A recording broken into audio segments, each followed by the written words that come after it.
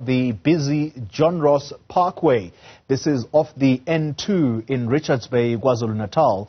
It's experiencing heavy traffic volumes owing to the delays at the offloading bay inside the port of Richards Bay. Truck drivers saying it takes up to 3 days in sitting in the queue just trying to enter the port. Now, the City of Umhlathuze, on the other hand, saying that it has now exhausted funds for overtime payments for the traffic officers, for example, who are tasked with controlling the flow of this traffic. Let's get an update now on exactly the situation, and we speak to our colleague, Ntando Mnyandu, who is in Richards Bay. Ntando Mnyandu, good morning to you, and explain to us what is being done to try and solve this situation. 3 days sitting in the queue for truck drivers, that cannot be nice. Well, certainly, Xoli, as you correctly put it, this road behind me, which is John Ross Parkway, or better known as R32, is experiencing high volumes of trucks, carrying your manganese, copper, and coal, destined for global markets, but through the port of Richards Bay. Now the municipality is, saying it has tried almost all avenues, to try and solve the matter. These trucks would generally or normally be, gridlocked and, stationed along the N2. But, there's been a lot of complaints about that. So it has now moved to John Ross Parkway, where we've witnessed truck drivers who are saying they are parked here for days on end, trying to access the port of Richards Bay. But to tell us more about what the city is trying to do to solve this problem, because commuters and also your normal motorists are finding it hard, to access this road, especially during high peak volume hours of the morning as they make their way to work and back home, as the traffic would be gridlocked. As you can see behind me, trucks are, on a complete halt, bumper-to-bumper traffic. But to tell us more about the solutions to this problem, we are now joined by the city manager of Umhlathuze, Mr. Nkosenye Zulu. Makeba, we are seeing this situation right now. What is the city doing? What has been your engagement with the port of Richards Bay? Because it would seem that traffic is really disrupted, and we understand that you're also, losing money trying to pay your traffic officers to try and mend the traffic here. Firstly, I want to start by saying that we really appreciate your keen interest in this matter, and I need to unequivocally state that what you are seeing today is what we have been dealing with as the city for a period that is over 2 years. However, it's been better when we make deployments as a city, deployments that are undue. Because when we make traffic officer deployments to look after the trucks, the problem that happens is that other areas of traffic law enforcement are neglected.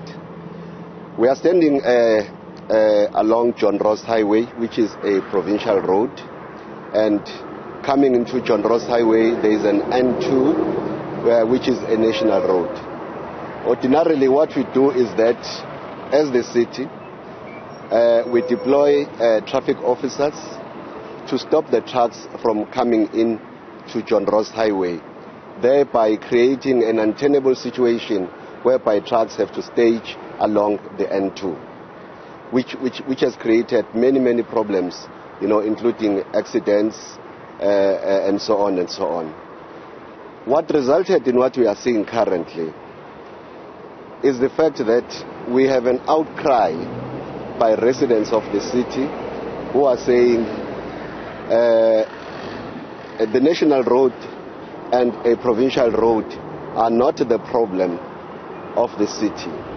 The city should be focusing on normal duties of traffic law enforcement. However, as you can see, that even at this point, we have deployments, that are clearly visible dealing with the issue of trucks.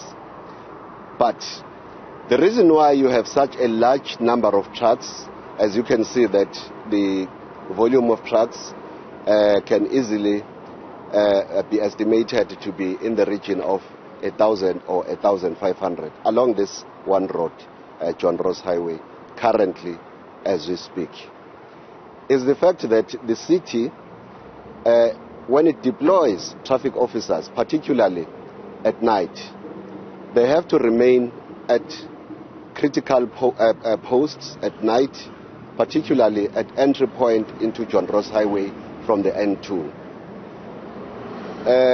When the city does that, the city has to bear a burden of ensuring that the traffic officers are paid overtime.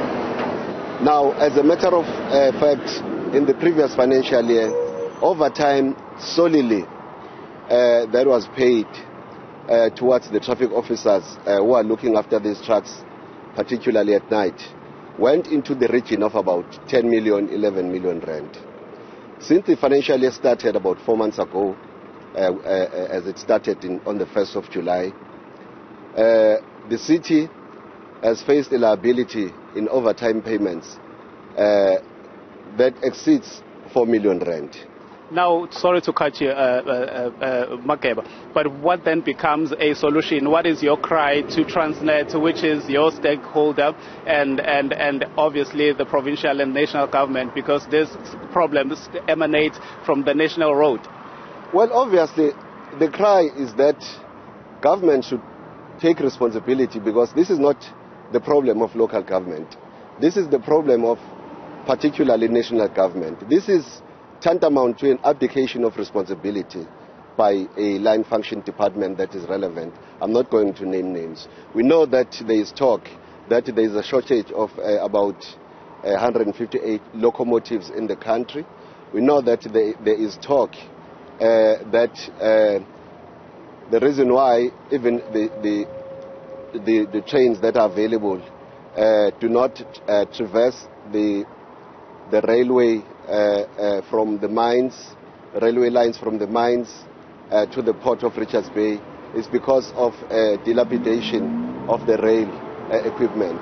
Now, if that is not an abdication of responsibility by a direct line function department with a responsibility to the citizens of the country, I don't know what you shall call it.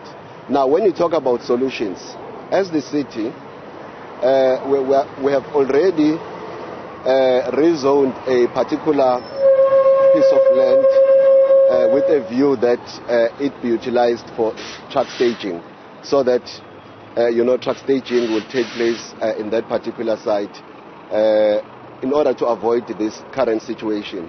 Because as you can see that the trucks are just lining up, particularly along John Ross, and they are everywhere else within the city, which creates many other problems, such as your hygiene problems, because there are no lavatories along John Ross Highway.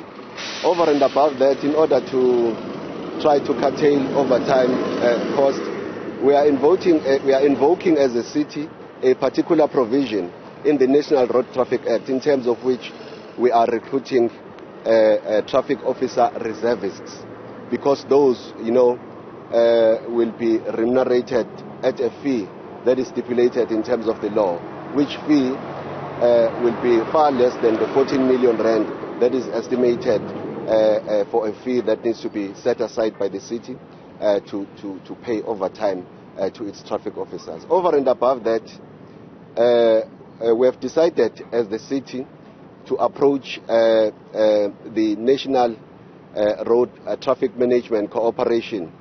Those are national police, because they do not have boundaries.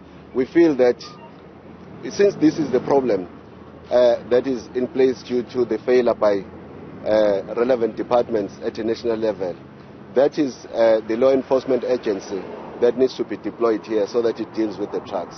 Beyond that, as the city, our feeling is that our responsibility is as encapsulated in Section 151, subsection 1 and 2 of the Constitution, which excludes rendering services that are supposed to be rendered by national government departments, or for that matter, the provincial government departments. As you know, that it is only the city that deploys personnel along the road that is owned by a province.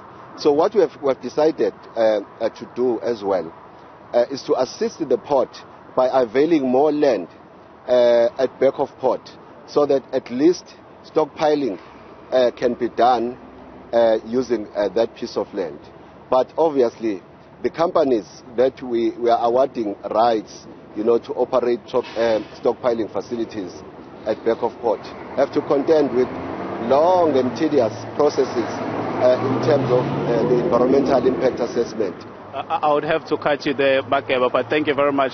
That is the city manager for Umhlathuze municipality, clearly outlining what would be immediate solutions to this problem that you see behind me. With that, it's back to you in studio.